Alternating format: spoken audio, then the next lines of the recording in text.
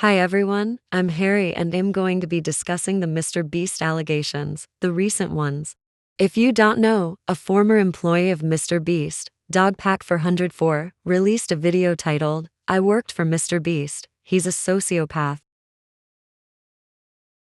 The allegations that were stated here were 1. Mr. Beast had a registered sex offender on set, which I will get to later too, doing a war crime, according to the United Nations. 3. A document stating no does not mean no. 4. Beast Games, which I shall also get to later. Let's talk about torturing someone just for a video that never came out. Jake Weddle. According to Jake Weddle, he was supposed to be the fourth banana, like he's supposed to be at the bottom. He did a video about being a solitary confinement for 100 days, and on the script it was posed to be like a luxury vacation, with a hot tub, an ice cream machine, and it was going to be Jake deciding on what to remove. That only the last 5 days would be hard. Painted the set. You could smell it, which that's probably not good, the smell of fresh paint in your surroundings for the next XYZ time. It looked good on the visual. It looks good on camera. It's movie magic bullshit. It was a terrible facility. I mean, it was in one of the studios. They had to get a separate tank for septic stuff. Yeah, there was a hot tub in it. Yeah, there was an ice cream machine. Things were cool and funny on paper. But when you think about stuff, a hot tub, if not connected to a filtration system, give it 3 days, it's gonna stink. If there's not a hot water mechanism, so the hot tub was a lukewarm tub at best, which was a silly complaint, but the shower was always cold, and you're taking a quick shower, and I had cameras 24/7 on me, and the ice cream machine, let's talk about that for a second. The ice cream machine has 2 modes, on, and off, reeking of smelly dairy mildew, so I got to choose which sense was assaulted. Let's not forget that during filming, the lights were refused to be turned off due to getting time lapses, and that is a war crime according to a United Nations, the Geneva Convention. He was first person they did this to. They also forced him to run a marathon, and he has never run a marathon before. I don't think they let him warm up before getting in the treadmill, because professional athletes train for marathons and even warm up. When he asked when he's going to stop, Jimmy Mr. Beast stated that he would stop when he comes back, which Unky God knows how long that would be, probably hours. And when he was done, Jake had blisters on the feet to the extent that he couldn't walk properly, and the people that were sent to check up on him weren't medical experts. And that was when Jake Weddle decided to pull the plug, and I agree, because no one should go through that kind of thing. Jake even said that Mr. Beast was like Lex Luthor, pretending to care for his mental health, and he swears that he almost heard the word sue from Mr. Beast. Now let's talk about the no does not mean no document, from the Mr. Beast employee thing and how to succeed in Mr. Beast. The term no does not mean no is like the opposite of the anti-rape slogan no means no makes things worse. According to allegations during 100 Boys vs 100 Girls, cameramen made the girls feel uncomfortable. The document states that, for example, they want to film a buying everything from a Dollar Tree store, that if the manager says no, they should talk to the boss, or their boss's boss, find out if any of them are fans or have kids that are fans. If that store doesn't agree, that they should go to other Dollar Tree stores until all options are exhausted. Or until they find someone that are willing to bend the rules for their sake. Remember the video "Protect the Yacht You Keep It," as up till this day, there is still debris in the lake. And if you were to go magnet fishing, you would be able to get a lot of debris, and at the end of the video Mr. Beast said that they cleaned up that lake. Now let's talk about Mr. Beast having a registered sex offender on set, and you can't tell me that he didn't know. If he truly didn't know, then why was he trying to remove his name from the register, or why was the person wearing a mask? And if you're hiring someone, won't you see that they have a criminal record? So I did some digging on this man, and I found a lot. He was convicted and pleaded guilty of rape of an 11-year-old when he was 16. And he also has other allegations, not only the assault case. As you can see, he was arrested for DUI. And if you don't know that, it means driving under influence, like drunk driving or driving while using drugs. And he was a bully while working at Mr. Beast, He tormented other workers, and at some point physically hurt them. Did Mr. Beast know about this? And yes, he has appeared in a video. And Mr. Beast has called him by his nickname Delaware, because he isn't allowed to go to Delaware, meaning that Mr. Beast obviously knew about his convictions. I'm hungry. He's after I'm hungry. Don't touch Delaware's cracker. Chandler doesn't have it. Let me slow it down so that you would hear exactly what he said. He's after I'm hungry. Don't touch Delaware's cracker. Chandler doesn't have it.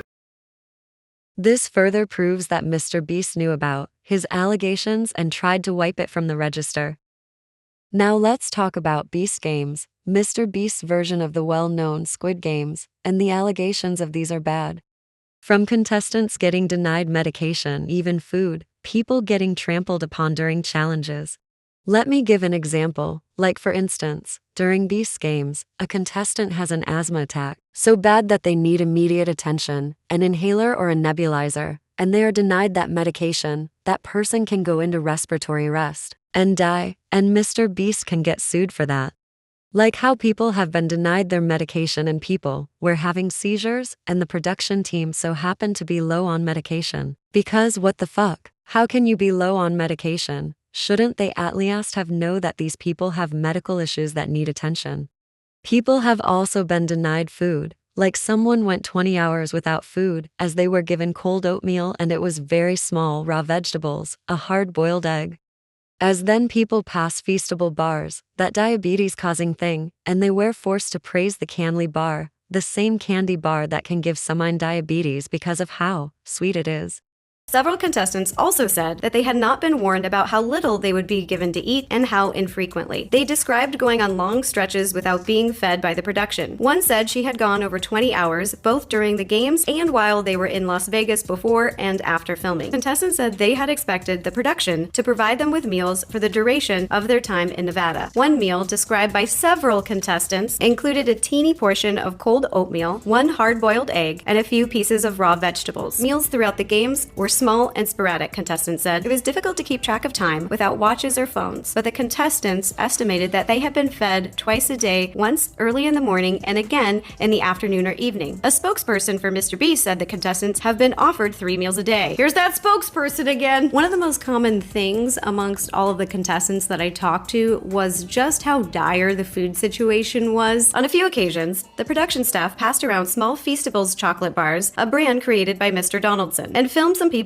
eating and praising the candy, contestants said. Nothing better than a cheap chocolate bar on an empty stomach. Pretty much everyone I talked to said that they were starving, and I cannot believe that they use this as a cheap way to promote their candy bars, like advertise their candy bars on the show. People with food allergies and dietary restrictions said that they had experienced even more trouble. Before the competition, contestants filled out forms detailing their dietary needs. An FAQ document provided to contestants in advance of the event and reviewed by the Times said that all dietary and food restrictions would be taken into consideration. Either they knew about the dietary restrictions and they weren't able to meet them, or they casted people with dietary restrictions knowing that they wouldn't be able to feed them correctly. Either way you cut it, it's not good. You can't feed people? Jimmy, don't you run food banks? An FAQ document that says taken into consideration. Yeah, it seems like they considered it. They were like, I'm gonna consider not doing anything for the people. But several contestants said that they had been served food that they were allergic to and that alternatives had not been provided. Quote, they took on this challenge of 2,000 competitors. They should have known they needed an enormous crew to handle this correctly. Hungry, bruised, and bleeding. Mr. Donaldson presided over the field as the first scenes of the competition were filmed in the stadium. Contestants described how he had stepped out of the shrine-like structure and onto a platform above $5 million in cash as they were instructed to cheer. Quote, we're all just looking up at the sky, screaming at him like he's God, one contestant said. Guards dressed entirely in black, complete with face coverings, flanked the field. A psychologist also introduced himself to the competitors at the outset, explaining that health and safety clearly were priorities on set, several participants recalled. Reached by phone by the Times after the games, that psychologist declined to comment on the event. In what world is one psychologist enough for 2,000 people? When I went on to a reality game show years ago, this is over a decade ago, there was 10 women and we had one psychologist. Just so you guys can kind of compare, several contestants said that when they had sought out production staff members for assistance with medical care, food, and hygiene issues, the staff members were often not helpful and appeared disorganized. Some staff members yelled and cursed at contestants, one participant said. Sorry if you guys hear snoring, my dog just fell asleep and I don't have the heart to wake her up. They just look so cute when they're taking those little puppy naps. She's this one.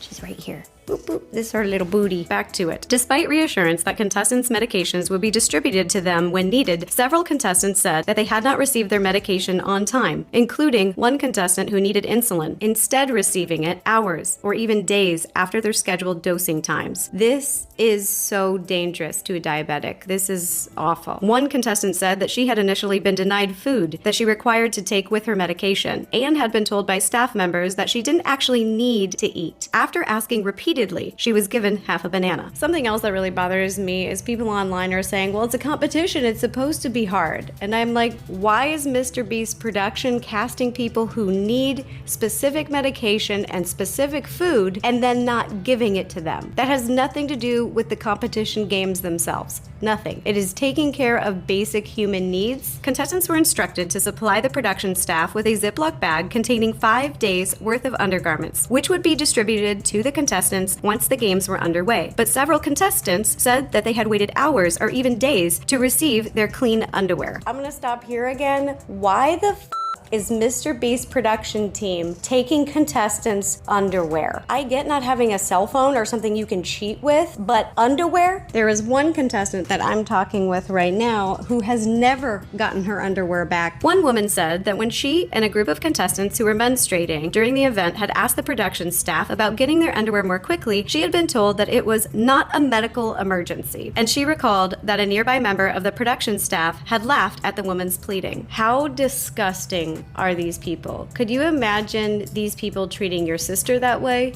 Your mom that way? And yes, it is a medical emergency. It's called toxic shock syndrome. People can die from it. Can we please make Markiplier the #1 YouTuber already? I'm like so sick of this. Ick, ick, ick. Contestants felt that the staff was overwhelmed by the volume of competitors. In addition to these behind-the-scenes issues, things did not appear to run much more smoothly when it came to the competition itself. The first challenge involved 5 teams of 400 pulling ropes attached to a 10,000-pound weights as fast as possible. The issue began, participants said, when they were broken into those teams. A scramble for team pennies, which I think means jerseys, quickly became chaotic and frightening, several said, describing a crush of people pushing and shoving other contestants while the production staff was unable to calm the crowd. One contestant described hyperventilating amid the scene. Another said she had been almost horizontal and had feared being trampled. How this was described to me from contestants was basically, yeah, it was a free-for-all mosh pit just to grab these jerseys. Why didn't production just pick the teams and hand out the jerseys? Some male contestants refused to pass pennies to female contestants, with the result that one of the teams was predominantly women, contestants said. Several people interviewed for this article felt they had not had a fair chance at winning the prize money given the way the teams were formed. One contestant said she left the stadium bruised and bleeding after being injured and eliminated in the first challenge. She was handed $1,000 in a stack of dollar bills as a consolation prize, but said she had to hand the money back to the producers after the cameras were off. Competitors were told that they would receive real payments later, she said, but as of publication time, she has not yet been paid. One contestant, a self-professed longtime fan of Mr. Donaldson's who is still in the game, said she was nervous about her safety but planned to continue. That just really paints a picture of what's going on. A contestant who doesn't feel safe, but she needs the money so much, so she's going to try to stay. Oh,